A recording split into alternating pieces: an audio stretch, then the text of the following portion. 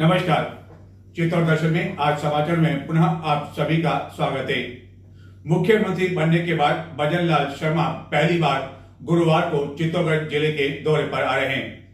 मुख्यमंत्री निर्धारित कार्यक्रम के अनुसार प्रातः करीब 11 बजे डबोक एयरपोर्ट पहुंचेंगे, जहां से विशेष हेलीकॉप्टर से चित्तौड़गढ़ जिले की भदेसर तहसील क्षेत्र में स्थित अनगढ़ बावजी पहुंचेंगे, जो कि एक प्रसिद्ध धार्मिक स्थान है और यहां पर प्रधानमंत्री नरेंद्र मोदी के जन्म दिवस के उपलक्ष्य में प्रारंभ देशव्यापी कार्यक्रम एक पौधा मां के नाम के तहत पौधारोपण करेंगे, अनगढ़ बावजी के दर्शन करेंगे और एक विशाल जनसभा को संबोधित करेंगे। इस आयोजन को लेकर सांसद सीपी जोशी ने बुधवार को आयोजन स्थल पर पत्रकारों से बातचीत करते हुए इस पूरे आयोजन के बारे में विस्तार से जानकारी दी। देश के यशस्वी प्रधानमंत्री आदरणीय नरेंद्र मोदी जी के नेतृत्व में, उनकी अगुवाई में, उनकी प्रेरणा से देश भर में एक पेड़ मां के नाम, उनके आह्वान के बाद पूरे देश की जनता ने इस आह्वान को अपना आंदोलन, अपना जनजागरण बना लिया और इससे जुड़ चुके हैं। माननीय प्रधानमंत्री जी के जन्मदिन को लेकर 17 तारीख से लेकर कई कार्यक्रम पूरे देश भर में चल रहे हैं। 19 तारीख को कल एक पेड़ मां के नाम इस नाते इस पवित्र भूमि पर पीपल, बड़, नीम, अर्जुन, शमी ऐसे कई पौधे, उन पौधों को विधि विधान से रुद्राभिषेक करके 1008 जोड़े यहाँ बैठेंगे। उपरांत में उनका विधि विधान से पूजा अर्चना होगी और जोड़े में बैठने वाले जो महानुभाव होंगे, जो हमारे पुरुष भाई होंगे, उनको गौमूत्र से, गोबर से, हल्दी से स्नान कराकर वो उस पूजा अर्चना में बैठेंगे और यहाँ इसकी एक वृक्षारोपण की शुरुआत होगी। चूँकि ये कोविड पैंडेमिक में भी हम लोगों ने पूरे लोकसभा में 1 लाख से ज़्यादा वृक्षारोपण किया और मैं स्वयं 96 पंचायतों में मैं खुद गया था। कपासन में भी माननीय विधायक जी के साथ, बाकी अन्य जगह भी, सब जगह हमने वृक्षारोपण किया। खाली एक एग्जांपल, लालजी खेड़ा में हमने 6100 पौधे एक साथ एक दिन में लगाए थे। आज वहाँ बहुत बड़ा वन तैयार हो गया और पक्षियों की सुबह और शाम को चहचहाट लोगों को, गांव के लोगों को वहाँ खींच के ले जाती है। आंवले, वहाँ के लोग जो पौधे हमने कोविड में लगाए थे, आज वहाँ के गांव के लोग आंवले खा रहे हैं। तो कहने का मतलब, इस वृक्षारोपण अभियान की शुरुआत प्रदेश के यशस्वी मुख्यमंत्री माननीय भजन लाल जी के पावन सानिध्य में कल से यहाँ शुरू होगा। जो उसके बाद में जहाँ बाउंड्री है, वायर फेंसिंग है, जहाँ फॉरेस्ट का जो लैंड पड़ी है, जो पंचायत राज की लैंड पड़ी है, कुछ जगह फेंसिंग करने की भी बातचीत हुई है।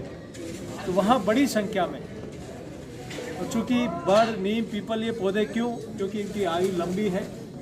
जहाँ जो स्थान होगा, ये छायादार पौधे भी होंगे, ऑर्नामेंटल भी होंगे, फलदार भी होंगे, लेकिन प्रमुखता से ज़्यादा हमारे जो लंबी आयु के पौधे हैं, नीम, पीपल, बड़, ऐसे पौधों को ज़्यादा से ज़्यादा लगाने का इसकी शुरुआत कर रहे हैं। 17 तारीख को हमने माननीय प्रधानमंत्री जी के जन्मदिन पर एक ही दिन में नेशनल हाईवे पे 6500 पौधे लगाए और हमने टारगेट लिया कि मिनिमम 30 से 35 हज़ार पौधे इस पर लगे।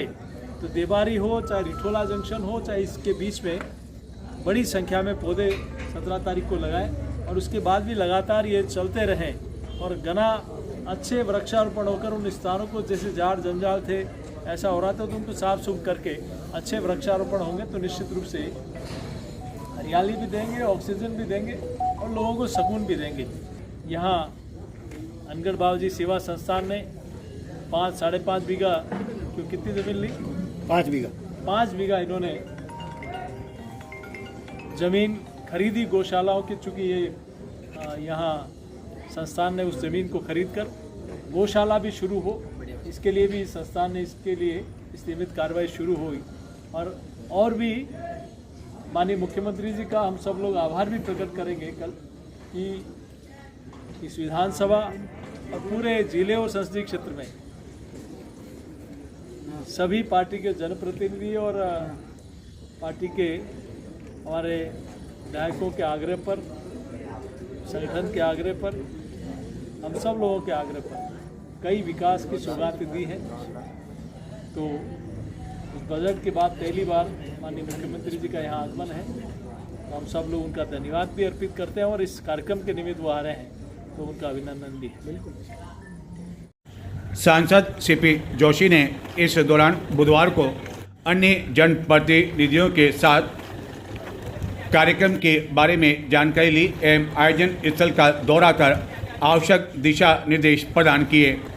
उन्होंने बताया कि मुख्यमंत्री के आगमन को लेकर लोगों में काफ़ी अधिक उत्साह है एवं इस सभा में भी हजारों की संख्या में भीड़ आने की।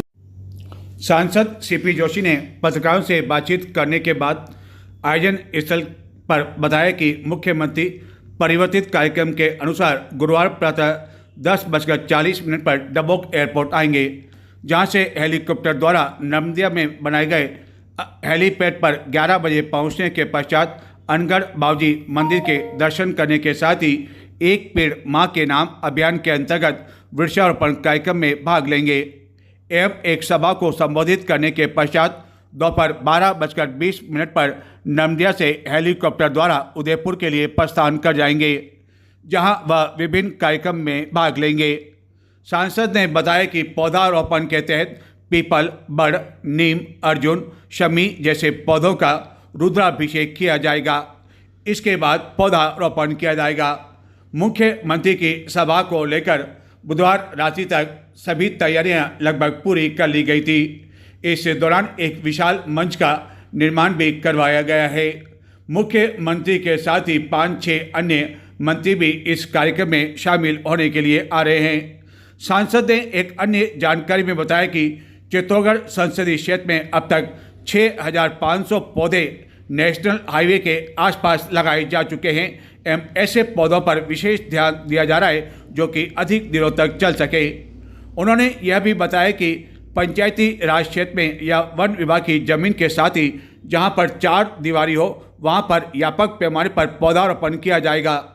अनगढ़ बाबूजी समिति की ओर से भी 5 बीघा जमीन ली गई है, जहां स्थित गौशाला का शुभारंभ भी मुख्यमंत्री भजन लाल शर्मा द्वारा किया जाएगा।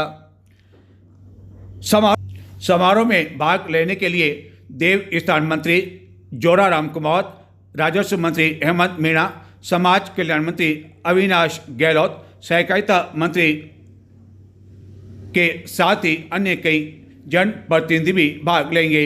मुख्यमंत्री का दौरा तय होने के बाद बुधवार को कई घंटों तक प्रशासनिक एवं पुलिस अधिकारियों ने तैयारियों का जायजा लिया।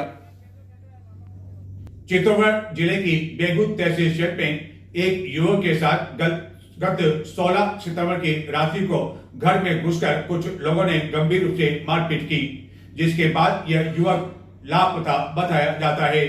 इस घटना को लेकर अनुसूचित जाति एवं जनजाति संगठन के कई कार्यकर्ताओं पदाधिकारियों ने बुधवार को जिला मुख्यालय पर धरना दिया और जिला पुलिस अधीक्षक को इस संबंध में ज्ञापन दिया। चित्तौड़गढ़ जिले के बेगू क्षेत्र में स्थित स्वर्ण नगर से शांतिलाल जटिया बेरवा गत 16 सितंबर से लापता है।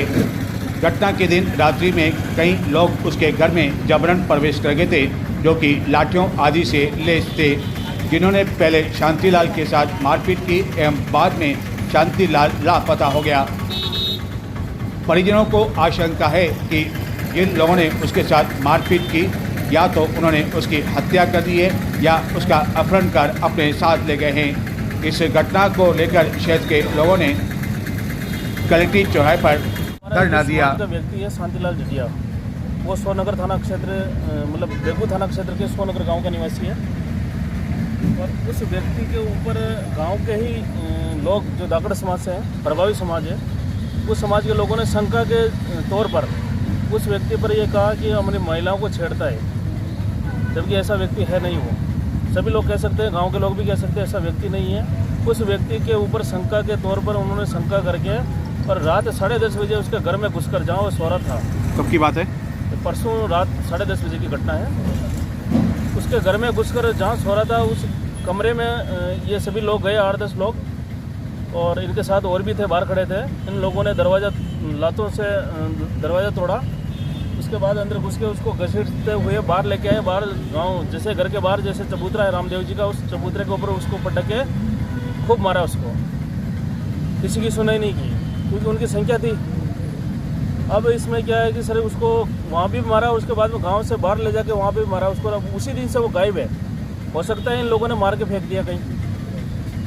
ये जो नामजद रिपोर्ट हमने दर्ज करवाई है, मुकदमा दर्ज हो गया है। अब बेगू जो पुलिस प्रशासन है इस पर कोई संज्ञान नहीं ले रहा है। अब हमारी कार्रवाई लगभग 48 घंटे होने जा रहे हैं, कार्रवाई नहीं हो पा रही, इसलिए हमें जिला हेडक्वार्टर पर यहाँ आकर बैठना पड़ा। तो पुलिस में रिपोर्ट दर्ज होने के बाद भी कार्रवाई नहीं हो रही है? पुलिस भी हमारी रिपोर्ट कल दर्ज की है, वो भी शाम तक, सुबह से शाम तक हम वहाँ डटे रहे, 250-200 आदमी, जब जाकर वो हमारी रिपोर्ट दर्ज हुई है। बाकी वो लोग रिपोर्ट दर्ज करने के लिए बिल्कुल आनाकानी कर रहे थे क्योंकि वहाँ पर राजनीतिक संरक्षण उन लोगों को मिला हुआ है। वो लोग ये चाह रहे हैं कि हमारे समाज का विधायक है और समाज के विधायक के चक्कर में आकर वो लोग आवेश में हैं और लोगों को डरा रहे, धमका रहे हैं। SC/ST के लोगों को अधिकतर घटनाएं बेगू क्षेत्र में हो रही है हमारे लोगों के साथ। तो आप ये किस तरह की आशंका व्यक्त कर रहे हैं कि हो सकता है कि उसे मार दिया गया और लापता इस कारण? लापता ये कि रात 10:30 बजे से परसों के दिन जब उन्होंने मारा है, मारते मारते लेके गए, तो अब वो कहाँ गया अब हमें क्या पता है। उसका कोई मोबाइल वगैरह साथ में? उन्होंने उनका मोबाइल उनके घर पे है। जिस प्रकार उन्हें शंका की है उनकी महिलाओं के ऊपर, के हमारी महिलाओं को छेड़ता है, उन्होंने जिस प्रकार शंका की उसी प्रकार हम भी शंका कर रहे हैं उस पर, उन लोगों पर कि हो सकता है इन्होंने मार के फेंक दिया हो। जी, आप उनके ब्रदर हैं, घटना आपके सामने हुई, आपकी आंखों के सामने हुई, तो आखिरकार क्या घटना हुई? आपने उस दिन क्या देखा था? मेरे सामने से उसे ज़बरदस्ती गेट तोड़ के और उसको ज़बरदस्ती उठा के लेके गए और ऊपर से 4-5 लाठी चार्ज की और फिर बाद में सीढ़ी से डायरेक्ट गिराया उसको। सीढ़ी से गिरा के बाहर रामदेव जी चौक में ले गए कि 7-8 दिन लगातार पिटाई की, आधा घंटा तक। और आधा घंटा तक पिटाई करने के बाद वह चटका के आगे भग गया। फिर बाद में वापस आगे 4-5 आदमी ने दौड़ के वापस पकड़ के गायब कर दिया और बहुत खतरनाक मारपीट की मेरे साथ। तो जिन्होंने मारपीट की उनमें से आप पहचानते हो उन लोगों को? सबको टोटल से पहचानता हूँ। कौन कौन लोग थे जिनको आप पहचानते हो? हाँ, और जो आपने रिपोर्ट दी है FIR में? केसीमल धाकड़, नानालाल धाकड़, राधेश्याम धाकड़, फूलचंद धाकड़ और नेमीचंद धाकड़ और गोपाल धाकड़, अशोक धाकड़ और एक बालूराम जी जटिया, देवकिशन जटिया, ये तीनों। ये सभी सोननगर के थे? हाँ। तो इनका क्या आरोप क्या था इन लोगों का? इनका आरोप यही था कि शंका की हमारा भाई के ऊपर। मैं बोल रहा हूँ मेरे साथ में था मेरा भाई, और मैं बोल रहा हूँ नहीं किया था। 2 घंटे से मैं बाहर बैठा हूँ, ये ऊपर ही है, हल्का फुल्का कुछ किया था उसने, वहीं पे सो रहा था। तो मारपीट करके जब उसको साथ में ले गए तो उसके बाद में आपने गांव वालों को सूचना दी है कि मेरा भाई अब तक लौट के नहीं आया है? किसी सूचना दी थी आपने? हाँ, सूचना दी थी, तो उसने कुछ कार्रवाई नहीं की। और अब तक भी कोई कार्रवाई नहीं हुई है? अभी तक भी कुछ कार्रवाई नहीं, पुलिस प्रशासन कुछ भी कार्रवाई नहीं कर रहा है। और ये भी आपको पता नहीं कि आपका भाई इस समय कहाँ है? हाँ, नहीं है अभी पता नहीं। ये आपको पता नहीं? पूरे रात दिन में एक कर रखा, अभी खाना आना छोड़ रखा है। तो आसपास जगह सभी जगह तलाश कर लिया? तलाश कर लिया। और मेरा पाँव दोनों टूटा हुआ, मैं तो भी प्रयास कर रहा हूँ। चित्तौड़गढ़ नगर में गणपति महोत्सव के तहत मंगलवार को अनंत चतुर्दशी पर गणपति प्रतिमाओं का विसर्जन का सिलसिला बुधवार तड़के करीब 4 बजे तक चलता रहा। हालत यह थी कि रात्रि करीब 1 बजे तक भी गोल प्याऊ सुभाष चौक पर पैर रखने की भी जगह नहीं थी। एवं इस दौरान मानो पूरा शहरी गणपति प्रतिमाओं के इस विसर्जन के जुलूस को देखने के लिए उमड़ पड़ा हो। बताते हैं कि आधी रात बाद यानी कि 12 बजे बाद चित्तौड़गढ़ शहर का क्या हाल था। यह दृश्य है चित्तौड़गढ़ के गोल प्याऊ क्षेत्र का आधी रात के बाद का। ऐसा लगा कि शहर की आधा आबादी रात्रि को सो नहीं पाई और तड़के लगभग 4 बजे तक जब प्रतिमाओं का विसर्जन पूरा हो गया उसके बाद ही शहर की आधी जनता चैन की नींद सो पाई और प्रशासन ने भी चैन की नींद ली क्योंकि सब कुछ ठीक ठाक तरीके से संपन्न हो गया। चित्तौड़गढ़ में देवा ओ देवा गणपति देवा तुमसे बढ़कर कौन गणपति बप्पा मोरिया अगले बरस तू जल्दी आ 1 2 3 4 गणपति की जय जयकार जैसे कई भजन एवं अन्य गीतों के साथ जयकारों के साथ गणपति की आराधना करते हुए भक्तों का सैलाब मंगलवार रात्रि को जब शहर के मुख्य मार्गों से गुजरा तो हालात यात्री की आधी रात तक भी पैर रखने की जगह शहरी क्षेत्र में नहीं थी, बल्कि सैलाब समुद्र की तरफ उमड़ता दिखाई दिया। बुधवार तड़के लगभग 4 बजे तक गणपति प्रतिमाओं का विसर्जन का सिलसिला होता रहा। राजस्थान में अन्य जिलों के मुकाबले चित्तौड़गढ़ में अनंत चतुर्दशी पर भव्य आयोजन किया जाता है, जिसके लिए प्रशासन को काफी समय से पहले तैयारियों के लिए जुट जाना पड़ता है और सब कुछ शांतिपूर्ण तरीके से संपन्न हो जाए, इसके लिए कई तरह के इंतजाम करने पड़ते हैं। क्योंकि कई वर्षों पूर्व अनंत चतुर्दशी के दिन जो घटना हुई थी, उस घटना को कई लोग अब तक नहीं भूल पाए हैं। प्रतिवर्ष शहर की सभी लाइसेंस पूरा झांकियां गांधी चौक में पहुंचने के बाद वहां से भव्य जुलूस के रूप में विसर्जन के लिए रवाना हुई। एवं पहली झांकी जो कि अब तक रात्रि करीब 8:30 बजे गोल प्याऊ पहुंच जाया करती थी, लेकिन इस वर्ष युवाओं के जोश एवं उत्साह का आलम ये था कि झांकियों के साथ युवा जोश में इस कदर डूबे रहे कि पहली झांकी को ही गोल प्याऊ पहुंचने में रात्रि लगभग 10 बजे का समय लग गया एवं अंतिम झांकी प्रकाश दल की देर रात्रि को गोल प्याऊ पहुंच सकी। इन झांकियों को देखने के लिए लगभग पूरा शहर अपने परिवार के सदस्यों के साथ उमड़ पड़ा। हालांकि दुर्भाग्यपूर्ण स्थिति यह रही कि इस दौरान शहर में कई स्थानों पर बिजली गुल रही, जिसकी जानकारी विधायक चंद्रभान सिंह आर्या को मिलने पर उन्होंने विद्युत विभाग के अधिकारियों को डांट भी लगाई, जिसके बाद कुछ क्षेत्रों में बिजली आ गई, लेकिन इसके बाद भी कई क्षेत्रों में बिजली गुल रही। ये तो शुक्र रहा कि जो झांकियां निकाली गई उनके साथ उनके अपने जनरेटर थे।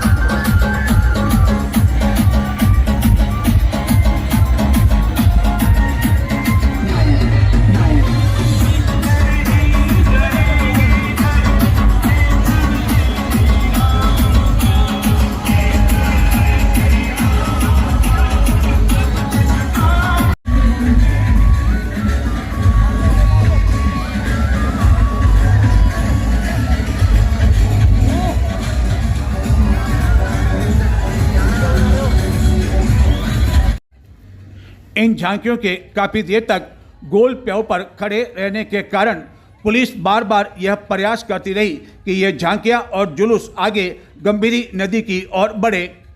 इसके लिए कई बार पुलिसकर्मी झांकियों में शामिल सदस्यों को समझाने बुझाने में लगे रहे और जैसे तैसे समझाकर उनको आगे की ओर रवाना करते गए।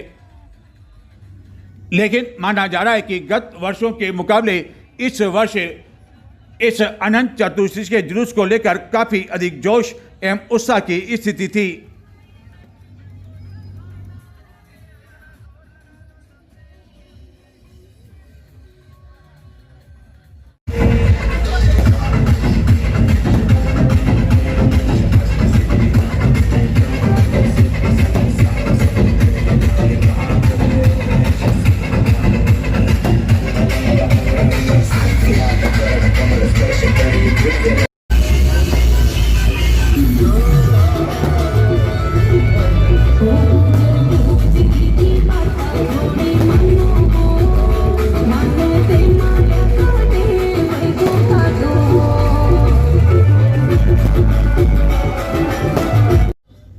और शायद यह दृश्य देखकर आप भी काफी अधिक रोमांचित हो जाएंगे। बार बार शहर में इस तरह का दृश्य देखने को मिला और इस दृश्य को कई लोग अपने मोबाइल में कैद मुख्यमंत्री भजनलाल शर्मा बदेसर तहसील के अनगढ़ बावजी में जिस स्थान पर आ रहे हैं, यह स्थान अमरा भगत के कारण काफी अधिक प्रसिद्ध है, जो एक काफी अधिक तपस्वी माने जाते थे और 110 वर्ष की उम्र में वह ब्रह्मलीन हो गए थे। उन्होंने समाधि ले ली थी। आखिरकार क्या महत्व है अनगढ़ बावजी का और नर्मदिया गांव में स्थित उनके मंदिर का, बताते हैं हम आपको इसके बारे में कि आखिरकार क्या महत्व है अनगढ़ बावजी का। चित्तौड़गढ़ जिले की बदेसर तहसील में क्षेत्र में स्थित है नर्मदिया गांव और इसके समीप ही है अनगढ़ बावजी, जहां प्रतिदिन कई राज्यों से दूर दराज क्षेत्रों से भक्तजन दर्शन करने के लिए आते हैं और यहां पर ही मंदिर में उद्यान का निर्माण करवा रखा है। शिव मंदिर भी है और बचपन में भगवान की आराधना अमरा भगत ने गांव से लगभग 1 किलोमीटर दूर इसी मंदिर में की थी और बचपन से ही वह गौ सेवा में जुट गए थे एवं अमरा भगत जिनका अनगढ़ बावजी में स्थान है, वहाँ धूनी लगाया करते थे और उनके परिवार का वर्चस्व बचपन से ही था।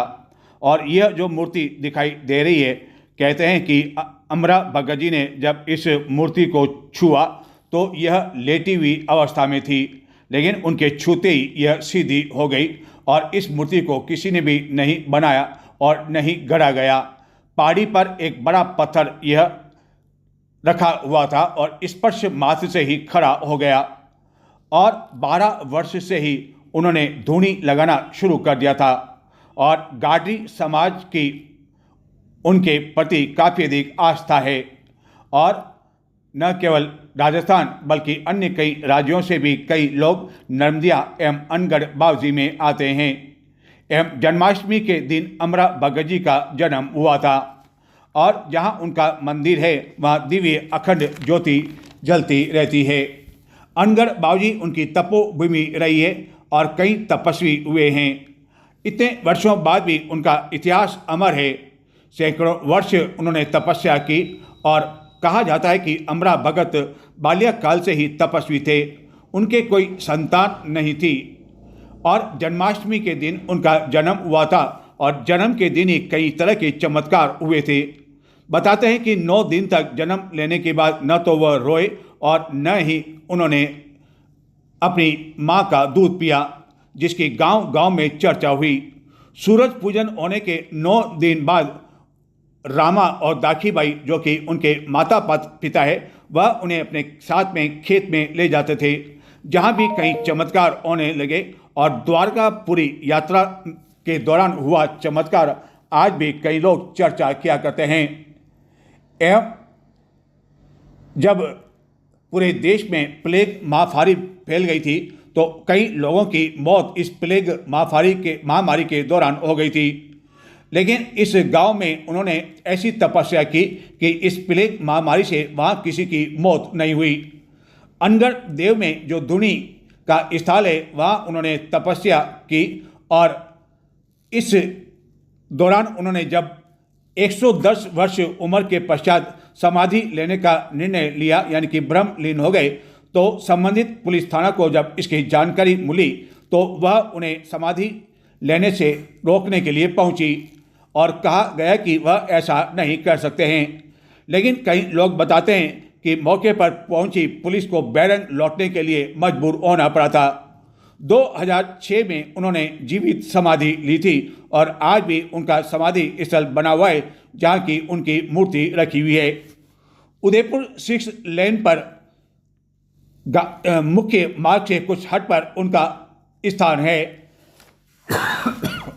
गत वर्ष 2023 में इसी अनगढ़ बावजी में चातुर्मास किया गया था। सूरज कुंड के महंत द्वारा श्री चैतन्य ब्रह्मचारी महाराज द्वारा और उस चातुर्मास के पहले दिन 11,000 महिलाओं ने कलश यात्रा निकाली थी एवं तत्कालीन मुख्यमंत्री अशोक गहलोत भी यहाँ आए थे और अब मुख्यमंत्री भजनलाल शर्मा गुरुवार को इसी स्थान पर आ रहे हैं। कई लोग बताते हैं कि सूरज कुंड धाम के महंत अवधेश चैतन्य ब्रह्मचारी महाराज जब यहाँ चातुर्मास के लिए आए थे तो उनके साथ 108 संत थे। 51 कुटिया का निर्माण इसी अनगढ़ बावजी में करवाया गया था और 3 महीने तक हजारों लोगों के लिए निःशुल्क भोजन की व्यवस्था की गई थी। चित्तौड़गढ़ जिले की कपासन पुलिस द्वारा गुजरात पुलिस के सहयोग से गिरफ्तार किए गए कुख्यात सटोरिये पार्षद बालमुकुंद ईनानी को न्यायालय में पेश करने के बाद 2 दिन के पुलिस रिमांड पर लिया गया है। उससे उन सटोरियों के बारे में भी पूछताछ की जा रही है, जिससे बालमुकुंद ईनानी के संबंध बताए जाते हैं और दुबई से भी उसके तार जुड़े हुए हैं और इस ऑनलाइन सट्टे एवं अन्य सट्टे के माध्यम से वह लाखों रुपए की राशि अर्जित कर चुका है। दुबई में वह किसके संपर्क में था, इसके बारे में भी पुलिस पता लगा रही है और अहमदाबाद एयरपोर्ट से वह जब दुबई जाने की फिराक में था तभी पुलिस ने उसे दबोच लिया, जिसकी गत कई दिनों से तलाश की जा रही थी। तो ये थे आज के समाचार। अब मुझे आगे दें। नमस्कार।